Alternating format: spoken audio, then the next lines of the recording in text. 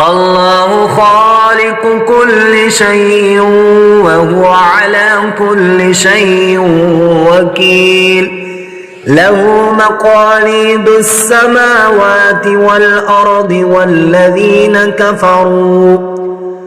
والذين كفروا بآيات الله أولئك هم الخاسرون. قل أفغير الله تأمروني أعبد أيها الجاهلون؟ ولقد أوحي إليك وإلى الذين من قبلك لئن أشركت ليحبطن عملك ولتكونن من الخاسرين.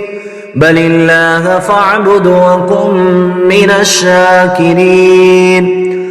وما قدر الله حق قدره والأرض جميعا قبضته يوم القيامة والسماوات مطويات بيمينه سبحانه وتعالى عما يشركون.